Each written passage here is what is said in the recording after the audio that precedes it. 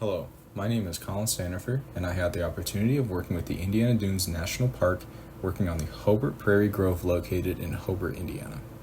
This space is about 300 acres of dense woods, native plantings, just along the deep river, and the area does have opportunities for new amenity spaces such as additional hiking trails, canoe launches, immersive wetland viewing platforms, and a new community center.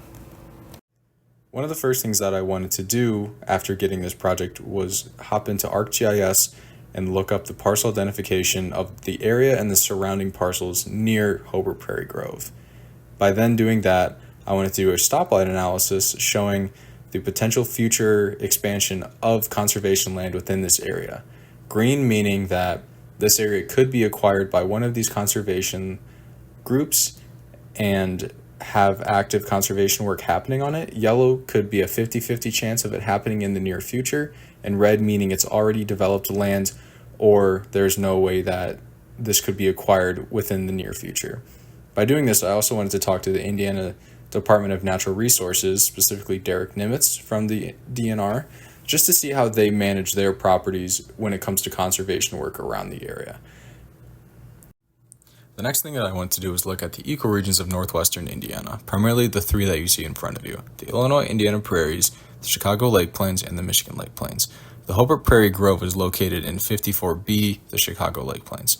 As you can see, they all share very similar characteristics when it comes to the vegetation there, but underneath the ground they all have very different soil profiles that make up the composition of the land and the vegetation that is above them. Diving into the regional analysis of the site, I wanted to break down the various elements that do make up the area by environmental, pedestrian, vehicular, and wetland typologies. As you can see, roughly half the area is covered in a dense canopy, and about a third of it has some form of wetland coverage on it, the rest either being open prairie or trail systems running through it. I did want to get some more insight on how to work with sensitive habitat, so I contacted Mari Pattis from Shirley Hines Land Trust to get more insight on how they incorporate amenity spaces within these sensitive habitats. One of the biggest challenges that I was faced with during this project was the topography. By just looking at an aerial image of the site, you cannot tell in some spaces that there can be up to 25 feet of elevation change, creating some steep banks and unsafe conditions for people to be around. I took this as a design opportunity to incorporate bridges throughout the site that double as destinations for looking out at the river and the wetland spaces. While creating additional trail routes, I also wanted to keep in mind the amount of topography change so that it can be ADA accessible, making sure that everyone can use this site. For my goals and objectives, I had three main goals that I wanted to accomplish: creating a framework of expansion, enhancing user experience, and preserving local ecology.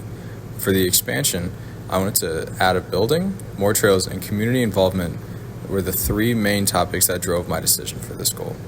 Enhancing the user experience for the area, I wanted to get people down to the water's edge, create ADA accessible trails throughout, and incorporate pull-off areas along the Oak Savannah Trail that bisect the site, creating opportunities for people to stop and explore the site.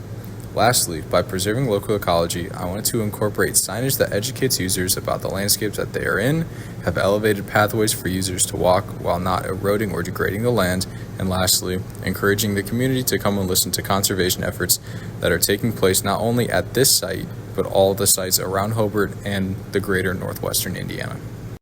After looking at my goals and objectives, I wanted to look at some precedent images to see how my goals and objectives have been implemented in other existing landscape designs and how they are functioning.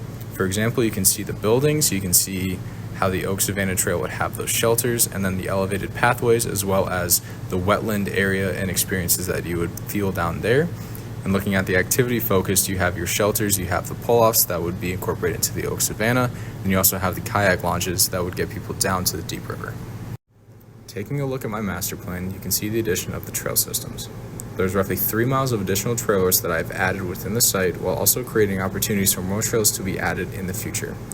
On the right side, you can see what the typical trail condition might look like on the Oak Savannah Trail with those cutouts, as well as what the bridge section might look like spanning over the wetland areas.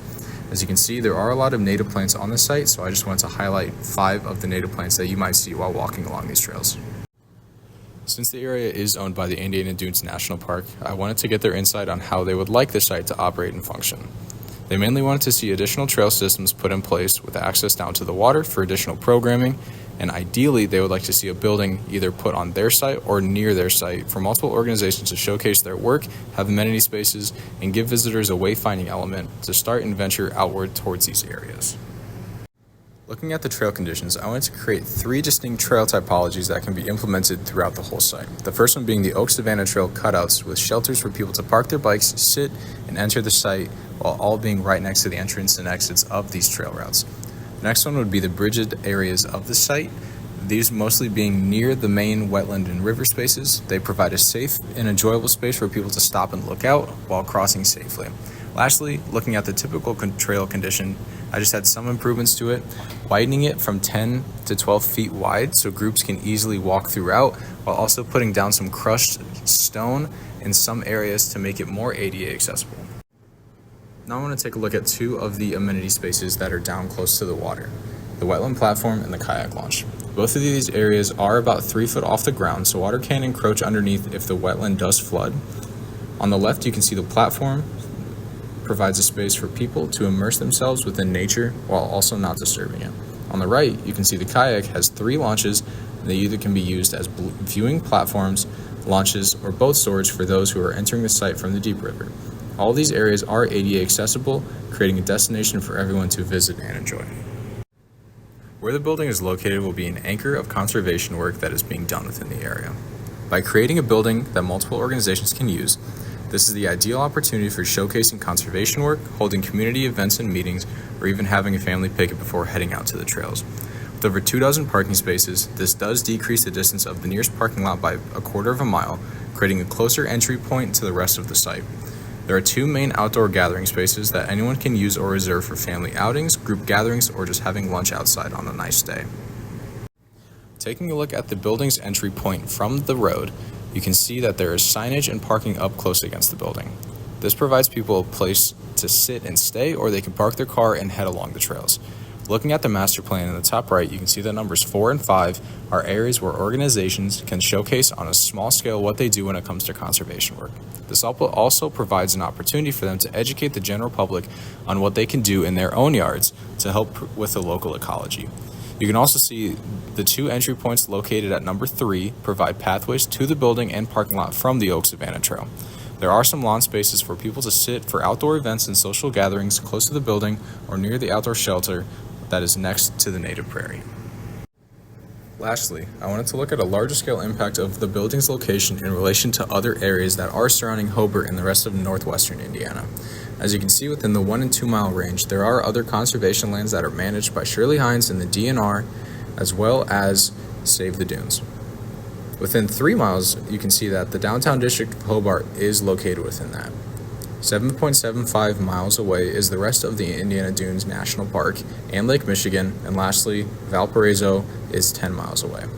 The end design added 4 universal bridges that connected the trail systems to one another, 3 additional miles of hiking trails, 2 wetland viewing piers, and lastly, 1 community building. Thank you for listening to my capstone project.